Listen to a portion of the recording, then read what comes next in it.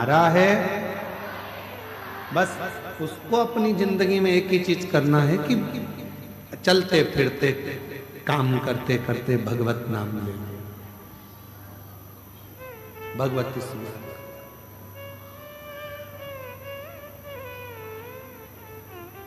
अच्छा समय और अच्छा शरीर, ये दोनों एक साथ कभी नहीं चलते। थोड़ा ध्यान देना कथा पर। आज कथा का तृतीय दिवस है।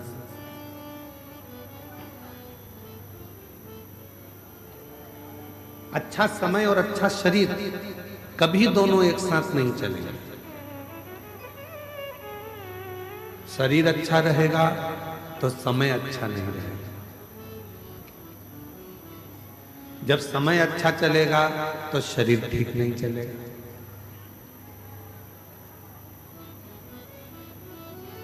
पहले मन करता था बहुत बड़ा बंगला बन जाए, बहुत बड़ा मकान बन जाए, बहुत बड़ा घर बन जाए।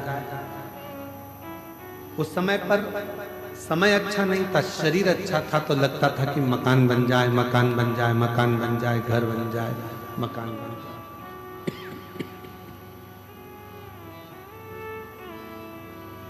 समय निकल गया, शरीर शिथिल हो गया, घुटने दुखने लगे, कमर दुखने लगी, हाथ पैर दुखने लगे। तब बच्चों ने मकान बनाया। पहले मन करता था कि मकान बड़ा हो तो मैं अंदर कपड़े धो के छत पे ले जाके सुखा दूं। इतना बड़ा मेरा मकान हो, इतनी बड़ी मेरी छत हो, इतना बड़ा मेरा पूरा भवन हो कि मैं कहीं भी मेहमान आए तो ऊपर ले जाकर उनको बिठाऊं, ऊपर घूमूं, यहाँ घूमूं, वहां घूमूं। उस समय शरीर अच्छा था, समय अच्छा नहीं था। जब समय अच्छा आया तो मकान बन गया। मकान तो बन गया पर शरीर अच्छा नहीं रह पाया। अब तुमसे कोई कहे ऊपर जाके कपड़े डाली आओ तो क्या भैया हाथ जोड़ू, तू चले जा, हमारे बस का। शरीर ठीक है, शरीर अच्छा था तो खाने के भी लाले पड़ जाते थे, व्यवस्था नहीं हो पाती थी, कुछ मिल पाता था, कुछ नहीं मिल पाता था। और अब समय अच्छा आ गया, बच्चे कमाने लगे, व्यापार व्यवसाय अच्छा चलने लगा, सब काम अच्छा हो गया तो मालूम पड़ा थोड़ा बहुत भी खा लो तो मालूम पड़े पेट में तकलीफ हो जाती है, शरीर सही नहीं रह पाता। समय और शरीर ये दोनों एक साथ अच्छे बहुत कम चलते हैं। और मेरी जीजियों, मेरे जीजाओं, मेरी बेटियों, बेटाओं, मेरी माताओं, मेरे बुजुर्ग माँ बाप, ध्यान रखना इस बात का, यदि तुम्हारा शरीर भी अच्छा चल रहा है और समय भी अच्छा चल रहा है तो खूब दोनों हाथों से भजन भी करो, काम भी करो, मेहनत भी करो, संघर्ष भी करो और भगवत नाम का स्मरण भी करो। अगर दोनों सही चल रहे हैं,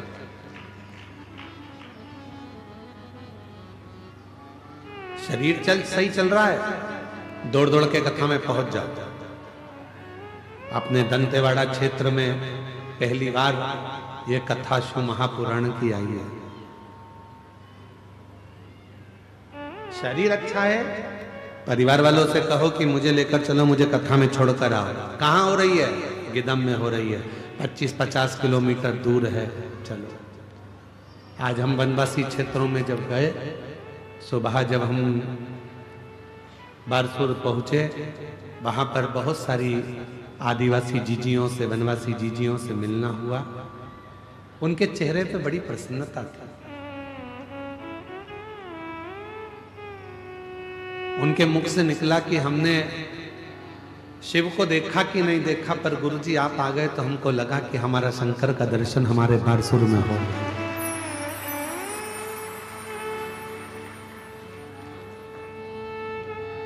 एक बहन अंदर आंख में आंसू भरकर रोने लगी, मंदिर के अंदर उसके आंसू गिर रहे। हम शिव जी को जल चढ़ा रहे थे बारसूर के मंदिर में, 32 खंबा मंदिर में, और उसकी आंख में से जल बह रहा था। हमने कहा दीदी तुम रो क्यों रही हो? तो कहा गुरुजी पहली बार हमारे क्षेत्रवासियों ने इतनी आनंद के साथ, ये पूरा क्षेत्र नक्सल क्षेत्र रहा है, पर हमारे क्षेत्र में हमने पहली बार बच्चे से लेकर बूढ़े तक के व्यक्ति के चेहरे पर प्रसन्नता देखी है। ये शिव की कृपा, ये शिव।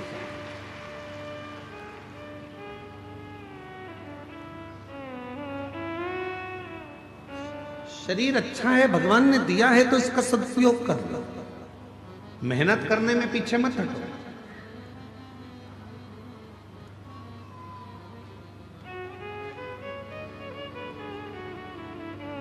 भगवान को पाने के लिए बहुत बड़ी तप की, बहुत बड़ी साधना की, बहुत बड़े उपास की, बहुत बड़े व्रत की भी जरूरत नहीं पड़ती। यहां तक शिव महापुराण की कथा कहती है कि अपने हाथ से इतना दान कर कर जाना कि तुम्हारे मरने के बाद कोई 12 और 13 ब्राह्मण को भोजन कराए कि नहीं कराए मालूम नहीं। अपने खुद इतने व्रत कर कर जाना कि तुम्हारे मरने के बाद कोई एकादशी का व्रत करे कि नहीं करे। लोग मरने के बाद एकादशी दान देते हैं, इधर देते हैं कि नहीं देते वो हमको नहीं मालूम है। इधर छत्तीसगढ़ में इस साइड चलता है कि नहीं चलता, चलता है क्या? मरने के बाद बड़े बेटे ने 2-5 एकादशी दे दी, पोते ने दे दी, बहू ने दे दी, हमारे दादी चली गई, दादा चले गए, परदादा चले गए, उनको हमने इतनी एकादशी दी। फिर लोग मरने के बाद 2-5 एकादशी करते हैं। क्यों करो? किसी के एकादशी की तुमको जरूरत नहीं पड़ना चाहिए। अपन खुद अपने जीते जी एकादशी का व्रत कर लो, अपने जीते जी ब्राह्मण भोज करा लो, अपने जीते जी भगवत भजन कर लो, अपने जीते जी स्मरण कर लो। मरने के बाद कोई कराए कि ना कराए, अपने जीते जी अपन स्मरण करो। सीखो। और गुरु जी से बोला कि गुरुदेव खुश कैसे रह सकते हैं? गुरु जी ने कहा चल मैं तेरे को बता दूंगा खुश कैसे रह सकते हैं। ये मेरा पानी का जो हंडा है इसको तू थोड़ा सिर पे रख ले, अपने को थोड़ा काम कर कर आते हैं, फिर मैं बताऊंगा तेरे को। उसने सिर पर पानी का हंडा रख लिया, दोनों हाथों से पानी पकड़कर चलता रहा 2 किलोमीटर, 3 किलोमीटर, 4 किलोमीटर, 5 किलोमीटर चलता। अब उसके हाथ भी दुखे, सिर भी दुखे, चलते जा। कुछ कैसे 6 किलोमीटर चलने के बाद वो इतना थक गया। गुरुजी ने आखिरी में कहा बेटा अब तू इस पानी के मटके को नीचे रख दे। उसने पानी का मटका जैसे ही नीचे रखा इतना आनंद में हो गया, इतना खुश हो गया। गुरुजी ने पूछा क्यों बेटा खुशी मिली? हाँ गुरुजी, जब तक सिर पे था इतना वजन लग रहा था, हाथ भी दुख रहे थे, सिर भी दुख रहा था, चलते भी नहीं बन रहा था, अब एकदम आनंद में हो गया। गुरुजी ने कहा बस खुश रहने का सबसे सुंदर तरीका है जितने भी बोझ हैं उनको हटा दो। किसी ने क्या कहा उधर जाने दो, किसने क्या बोल दिया उधर जाने दो, एकदम खाली रहो। और हम क्या करते हैं बोझ इकट्ठा करते हैं। मम्मी ने ये बोल दिया, पापा ने ये बोल दिया, काका जी ये बोल दिया, उसने ये बोल दिया, बहन ने ये बोल दिया, ना जाने किसका फोन आया था, उसने मेरे को ऐसा कह दिया, उसने ऐसा मैसेज डाल दिया, उसने ऐसा कमेंट कर दिया। दिन भर बोझ बोझ बोझ बोझ बोझ बोझ, और इतना बोझ अपनी बुद्धि में इकट्ठा कर लिया कि हम खुशी से जिंदगी नहीं जी पा रहे। अगर सुख चाहिए तो बोझ हल्का करना प्रारंभ कर दो, सुख की जिंदगी प्रारंभ हो जाए। तीसरे प्रश्न का उत्तर है भार लेकर मत जियो। जिसने 18 प्रश्न लिखे हैं 7 दिन में हमको उसका इंतजार है। जिसने 18 प्रश्न लिख के भेजे हैं अगर वो 7 दिन में अगर आ जाए तो मिलने व्यासपीठ पर जरूर आना, उसको मेरे को माला पहनाना है। जोरदार प्रश्न आ जाओ। कोई साधारण थी क्या? पर इतना डिप्रेशन में पहुंच गई मां सती, इतना टेंशन मां सती की जिंदगी में हो गया, इतना चिंता मां सती के जीवन में आ गई।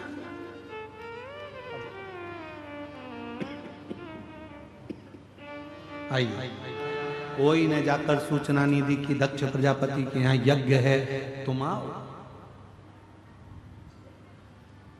बल्कि यज्ञ के पहले दक्ष प्रजापति ने एक सभा रखी थी। उस सभा में भगवान देवाधिदेव महादेव बैठे थे और सब बैठे हुए थे। दक्ष प्रजापति का आगमन हुआ था। शंकर भगवान उठकर खड़े नहीं हो पाए, सब खड़े हो गए, शिव खड़े नहीं हुए। तो दक्ष प्रजापति को क्रोध आ गया था, श्राप दे दिया, हे शिव, मेरी बेटी सती का विवाह तेरे साथ में हुआ है और तूने अपने ससुर का अपमान करा है। मैं तुझे श्राप देता हूं कि तू शमशान में निवास करेगा। जैसे ही शंकर भगवान ने सुना शमशान में निवास करूंगा, शिव जी प्रसन्न होने लगे, नाचने लगे। भगवान ब्रह्मा विष्णु ने पूछा, भोलेनाथ आपको श्राप लगा है और आप नाच रहे? शंकर भगवान कहते हैं, इसको श्राप कहते हैं क्या? मेरे ससुर मेरे बारे में कितना अच्छा सोचे हैं, मेरे ससुर ने मेरे लिए कितना अच्छा सोचा। उन्होंने मुझे शमशान का निवास दिया। मेरे ससुर के बराबर दुनिया में कोई ससुर नहीं होगा जो इतना अच्छा सोचा। प्लाट भी दिलाया तो ऐसी जगह दिलाया जहां कोई कब्जा ही नहीं करेगा। इससे जोरदार जगह कहां हो? लोग मकान पर कब्जा कर सकते हैं, दुकान पर कब्जा कर सकते हैं, फैक्ट्री पर कब्जा कर सकते हैं, जगह पर कब्जा कर सकते हैं, पर दुनिया का कोई व्यक्ति नहीं कि जहां पर व्यक्ति को जलाया जाता हो उस जगह पर कब्जा कर ले। मेरा स्थान वहां होगा, ये तो मुझे प्रसन्नता होना चाहिए। प्रसन्नता। पर दक्ष प्रजापति ने ठीक नहीं किया, ठीक नहीं किया। सती मैया के ऊपर टेंशन आ गया, मेरे पिता ने मेरे पति का अपमान कर दिया। चिंता में पड़ गई, बहुत ज्यादा चिंता। कितनी चिंता चरित्र कर रहा है, शिव पुराण कर रही है। सती मैया को थोड़ा भार बढ़ने लगा। मेरे पति का अपमान हो गया, मेरे पति को अपशब्द कहा गया, मेरे पति को ताना दिया गया, मेरे पति को आड़ा टेढ़ा कहा गया, मेरे पति को अपशब्द कहा गया। चिंता बढ़ती गई, बढ़ती गई। और चिंता क्या बढ़ी? जब सबको बुलाया और सती माता के यहाँ कोई पत्र ना आया, तब और ज्यादा मस्ती टेंशन में पड़ गई, भार बढ़ गया।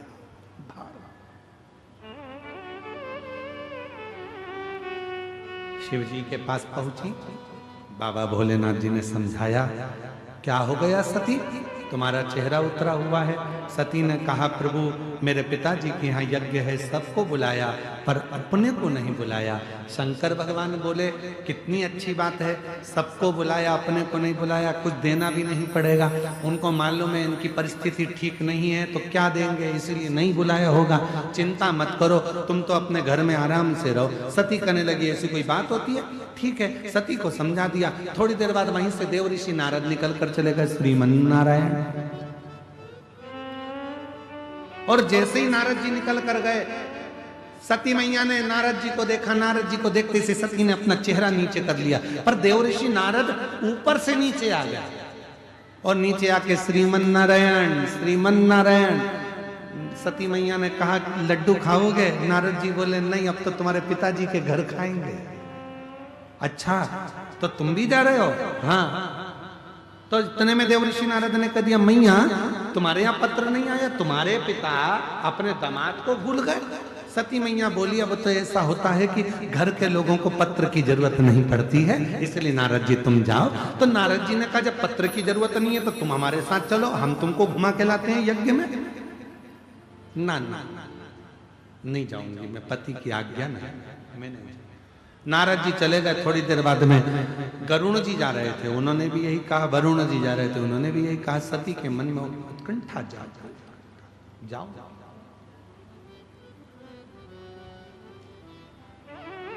समझा रहे हैं शिव। आज भगवान शंकर समाधि में भी नहीं बैठे, अपनी धर्म पत्नी सती को समझाते रहे। देखकर ललायित मत, ललायित। सती मैया ने सबकी सुनी, भार बढ़ता गया।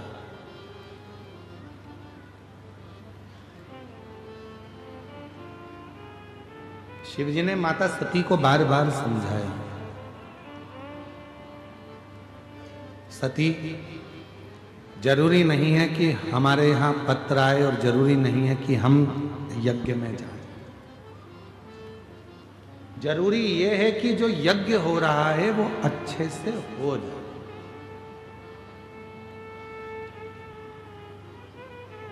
कितना सुंदर बात भगवान देवाधिदेव महादेव ने कही। आप भी अपनी जिंदगी में ये उतारिए। कोई अच्छा काम हो रहा हो, हाथ आगे बढ़ाकर उस कार्य में सहयोग प्रदान करो। टांग मत अड़ाओ, हाथ थोड़ा सा आगे बढ़ाओ, जिससे हमारे क्षेत्र में, दंतेवाड़ा क्षेत्र में, गिदम में जो इतना दिव्य और भव्य जो आयोजन हो रहा है, शिव की कृपा से बाबा कुबेर भंडारी यहाँ आए हैं कथा करने के लिए, तो बाबा की कृपा से ये सफल है। इसको आगे बढ़ाने का प्रयास करो, वो बढ़े।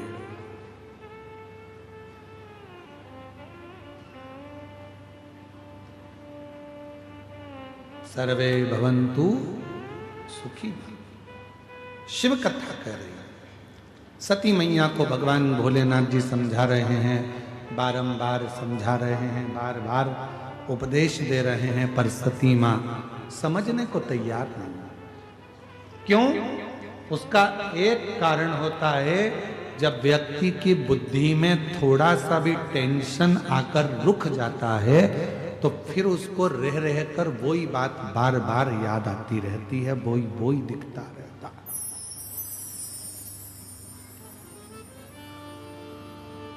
मेरी जीजियों, मेरे जीजाओं, मेरी बेटियों, बेटाओं, मेरी माताओं, मेरे बुजुर्ग माँ बाप, ध्यान रखना, जब भी चिंता में घिरो तो एक बार अपने घर में लगे हुए दर्पण को, कांच को अवश्य देखा करो कि दर्पण कैसा होता है। उसके सामने जो आता है वो खड़ा होता है, वो दिखता है, और जैसे ही कोई हट गया दर्पण पूरा खाली हो जाता है। उस दर्पण से हमको सीखना चाहिए कि ज्यादा अपने अंदर भरना नहीं है, दर्पण एकदम खाली है, आओ सामने खड़े हो जाओ, भरा दिखेगा, हट गए दर्पण खाली हो जाएगा। उसी तरह अपने अंदर ज्यादा अभिमान, अहम, अहंकार या किसी भी तरह के कोई विचारों को हम ज्यादा भर लेंगे तो वो हमको जीने नहीं देंगे, वो हमको जीने नहीं देगा।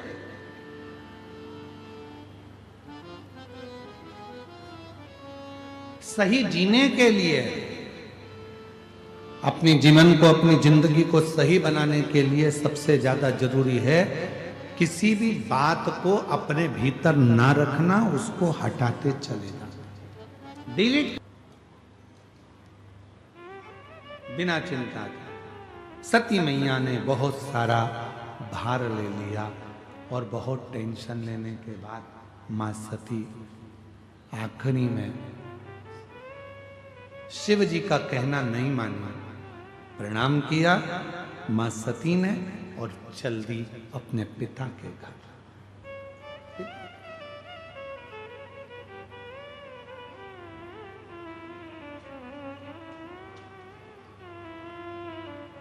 जो आवाज लगाई माता सती ने, पिताजी, पिताजी, बाबुल, सामने खड़े थे दक्ष प्रजापति, पर सती को देखकर भी उन्होंने आदर के शब्द नहीं बोले, आदर का संबोधन नहीं दिया। सामने खड़े थे माता सती के बहन, सामने खड़ी थी बहुत सारे बहनोई, माता सती के जितनी बहनें थीं, दामाद थे, सब ने सती को देखा पर किसी ने आदर नहीं दिया, सम्मान नहीं दिया, सत्कार नहीं। ना बहन मिली, ना भाई मिले, ना पिता मिले, केवल एक मां, माता सती की मां प्रसूति, माता सती की मां प्रसूति आई और मां होती है। माँ माँ होती है। इसीलिए जो माता पिता का घर है उसको मायका कहते हैं। मायका मतलब माँ का आसियाना, माँ की गोद, माँ का घर, मायका। लोग कहते हैं गुरुजी माँ नहीं है पिताजी तो है, तो उसको पिता का घर क्यों नहीं? माँ के नाम से मायका है।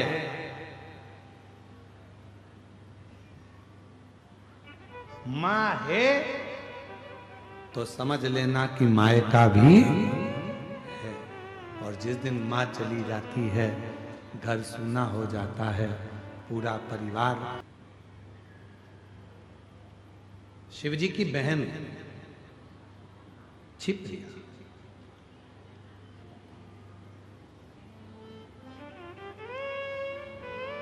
भगवान देवाधिदेव महादेव तो समाधि में लीन रहते थे, शंकर भगवान साधना में लीन रहते थे।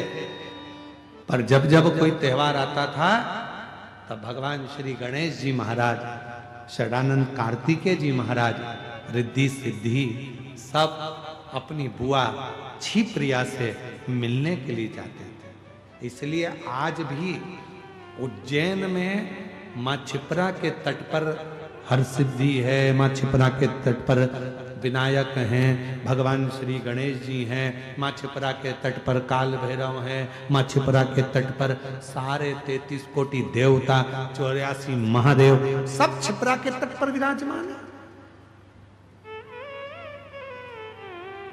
गणेश जी अपनी बुआ से मिलने के लिए जाते थे, भगवान शंकर जी की बहन क्षिप्रिया से मिलने के लिए जाते थे।